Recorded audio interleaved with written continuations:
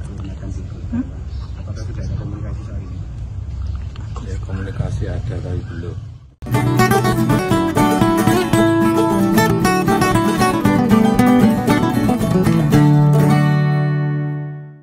Wah.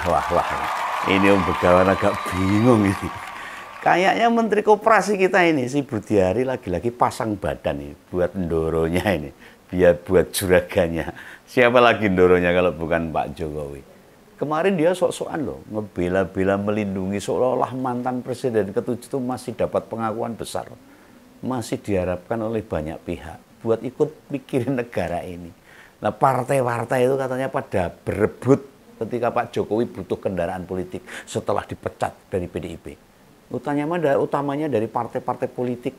Nah, Ketua Projo itu mengklaim semua partai siap menampung Pak Jokowi.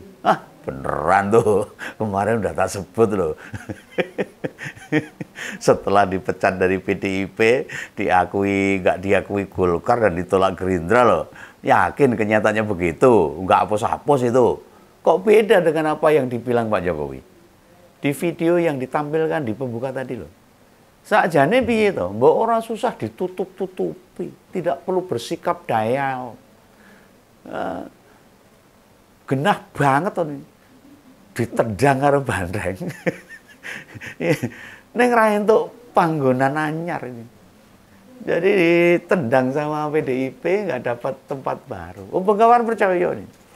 Pindah partai itu gampang. Masalahnya, siapa partai yang benar-benar mau terbuka pada mantan presiden itu? Yakinkah bila Jokowi efek itu akan bekerja, menaikkan suara, menambah suara pemilu di tahun 2029? Ingat loh, rakyat lebih memperhatikan cara bekerja, cara memimpin, cara mengatur negara, cara mengatur negaranya. Presiden yang sekarang ini, presidennya kan Pak Prabowo. Masa nyoblos partai sing ora sing ana Jokowi ini kan ya wis blas ora mlebu hitungan itu.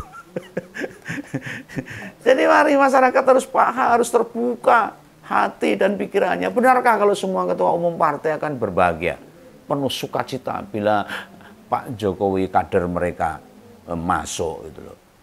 Presiden Prabowo pas nganter mantan presiden mau pulang di Kertanegara, ya memang berkata Gerindra terbuka buat Jokowi. Tapi setelahnya kok ketua harian Gerindra berani nyebut ke wartawan kalau belum menyiapkan posisi buat Jokowi. Ini bahasa politik, ini bahasa penolakan politik itu jauh rento, nggak boleh begitu. Ini bahasa politik. Wes gini wae lah, gini aja. Nek ora dikon Pak Prabowo, kalau tidak disuruh Pak Prabowo ini ketua DPR koyone kendel ngomong ngono kuwi, genah wis diatur. Iya no. Ketua umum sok gondeli ketua harian diminta bilang belum nyiapin tempat kok. Itu tidak hanya terjadi di partai kepala Garuda, di Beringin kan ya gak beda itu. Ngompol wingi wis tak kupas kabeh.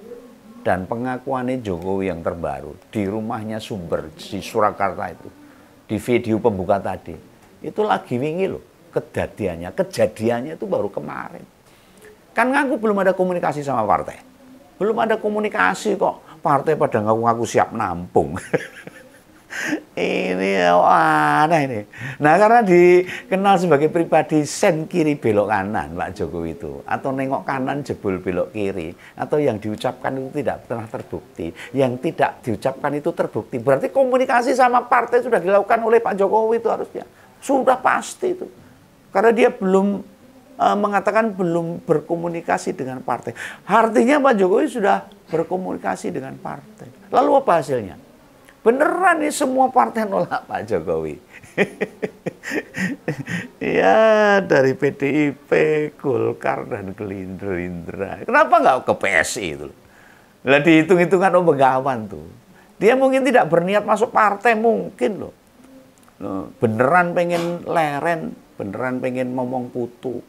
Di luar saja sebagai tokoh masyarakat yang diminta masuk siapa lagi kalau bukan anaknya nanti yang wakil presiden.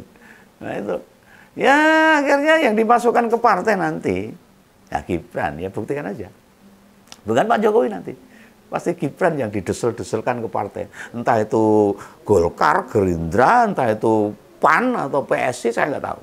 Pasti yang disesel-sesel kayak itu pasti Gibran. Nah bisa jadi nih, karena mintanya di posisi strategis mungkin loh ditolaklah sama partai-partai itu. Misalnya posisi yang diharapkan itu jadi ketua bidang organisasi itu loh. Lawang menapak dari Korcam, Kordas, ketua DPC atau DPD aja belum pengen jadi ketua bidang organisasi. Atau mungkin minta jadi ketua bidang pengkaderan mungkin atau bidang hubungan eksternal partai. Ya akhirnya partai-partai besar nggak pada mau, mereka punya kader-kader yang sudah meniti karir dari bawah. Nah mengapa Gibran ditolak buat ditempatkan di posisi tadi oleh partai-partai itu? Itu posisi strategis loh, posisi penting di internal partai. Dan mesti diisi oleh kader-kader yang ngerti bener visi dan misi partai itu sendiri. Nah ujung-ujung orang luar masuk, belum nggak bubrah, hancur itu partai itu. Namun tidak mungkin diserahkan pada orang-orang yang sembarangan. Partai gede ya, PDIP, Golkar, sama Gerindra itu 3 pemenang partai besar di Indonesia ini. Nah orang baru secara kapasitas, jam terbang, pengetahuan, orang partai jauh lebih ngerti no. Kalau orang baru-baru masuk. Nah visi politik Gibran gue kepiye kan nggak ada yang jelas itu. Moco era tahu, dia nggak suka baca. Dengan kemampuan atau pengalaman yang ada mana? Ya mereka bakal ragu dengan wakil presiden ini. Mikir kenceng no kalau mau menerima. Apa iya bisa menguntungkan mereka? Makanya muncul penolakan dari partai-partai itu. Ya dengan penolaknya tidak secara langsung, tapi dengan kalimat-kalimat yang bernada ragu-ragu, atau belum, atau masih dipikirkan, atau belum ada tempat, belum ada posisi, dan sebagainya. Itu kalimat-kalimat politik lah bagi seorang politisi. Nah, posisi atau jabatan di partai yang akan dikasihkan tanpa butuh mikir suwe, ya ditaruh di bidang terkait isu. Misalnya ketua bidang perempuan, ketua bidang ekonomi, ketua bidang pendidikan dan sebagainya. Lalu ditempatkan di sana, partai akan memprosesnya mungkin. Lalu pegawai sih ngitung, Pak Jokowi ya mesti mau. Mantan presiden dan Gibran itu sekarang wakil presiden ditempatkan di bidang-bidang yang orang nyambut gawene ya nggak mau. Soalnya posisi bidang tadi tidak bisa mengkonsolidasikan ke bawah. Jaringan partai tidak akan kuat dikendalikan oleh Gibran. Nah demi rembukan tua itu rembukan para juragan-juragan partai itu. Atau bicara secara serius gitu loh. Pak Jokowi lantas turun sendiri. Ini kira-kira ini pendapat opini Begawan atau kalkulasi Begawan itu. Bahkan berkunjung ke Kertanegara menemui Pak Prabowo untuk bisa minta secara langsung ke ketua partai. Nah sehingga kedatangan Pak Jokowi ke Kertanegara ketemu sama Pak Prabowo buat nembung langsung. Tahu nembung langsung? Minta secara langsung. Supaya Gibran bantuin ke Gerindra. Hanya minta posisi sing duwe komando ke bawah. Ini mungkin loh. Kalau saya lihat seperti itu. Perkiraan-perkiraan Begawan. Mungkin bagi Kompolres yang belum pernah di organisasi, apalagi organisasi politik atau partai, gak mudeng bedane. Nah bagi yang pernah, apalagi yang menjalani jadi pengurus, ya akan paham posisi-posisi mana yang bisa buat mengerahkan kekuatan.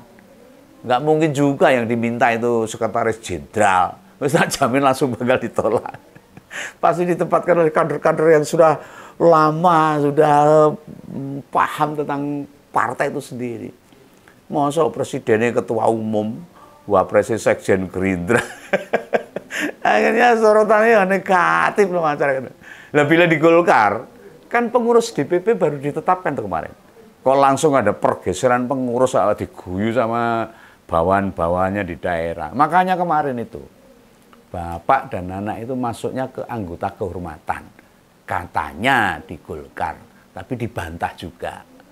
Tidak ada itu nama Pak Jokowi sama Gibran masuk dalam keanggotaan kehormatan partai itu. Tapi kan sama.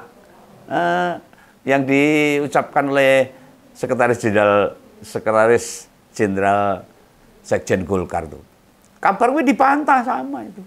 Dan di depan wartawan, Pak Jokowi bilang sendiri itu, belum. Artinya belum itu. Artinya belum masuk ke struktur Golkar. Jadi Dewan Kehormatan, tapi gak harus punya KTA. Loh ini aneh juga tuh. Yang nggak bisa buat melakukan manuver politik ini. Dan dalam kalkulasi politik, hanya 2G saja yang dihitung beneran sama Pak Jokowi. 2G itu apa itu? Ya Gerindra sama Golkar. Yang pengen dia masuk ke situ.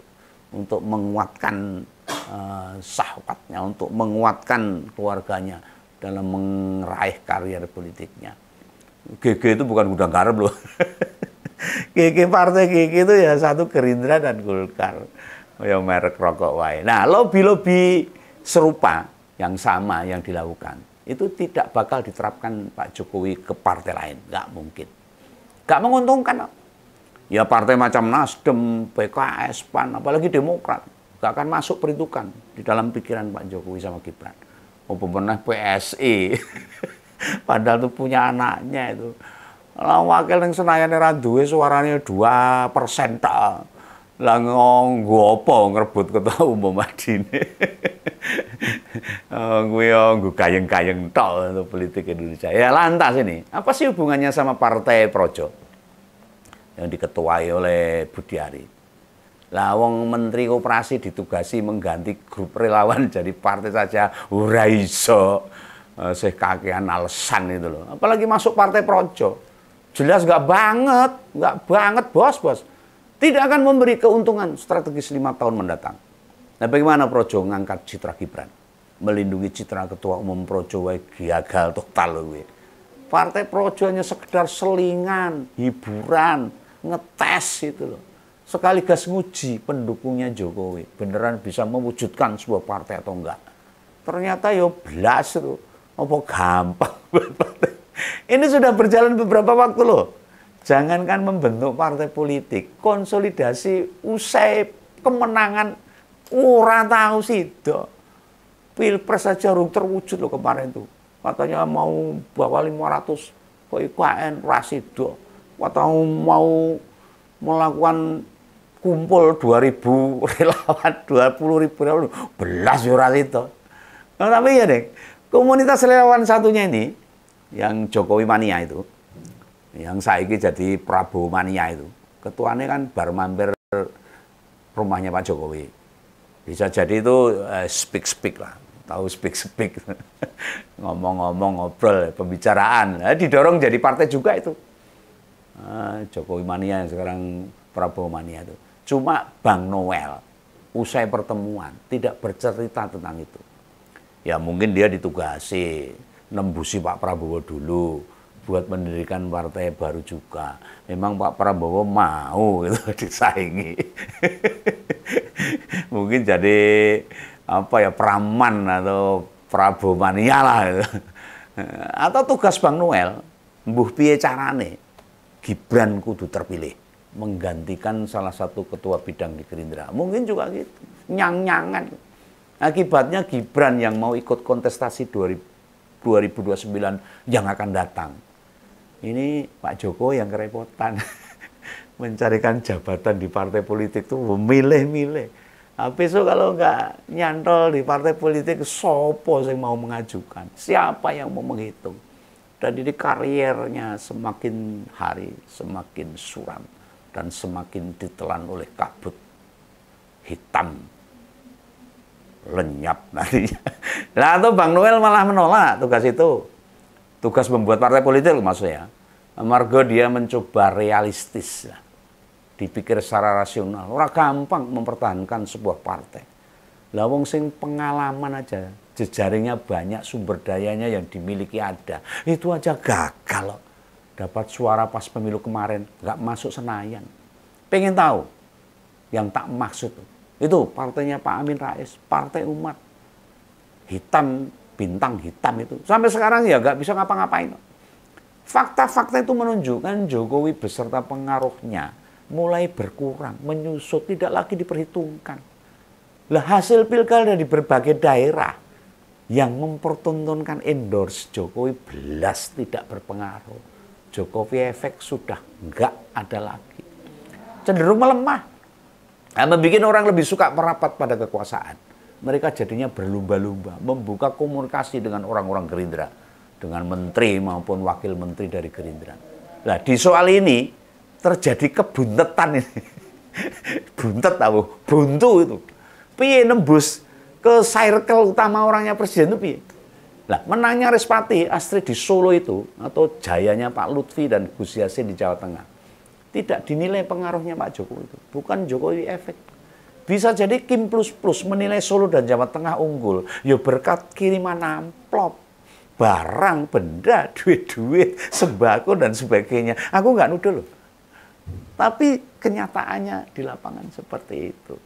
Yang kami dengar sana sini sini.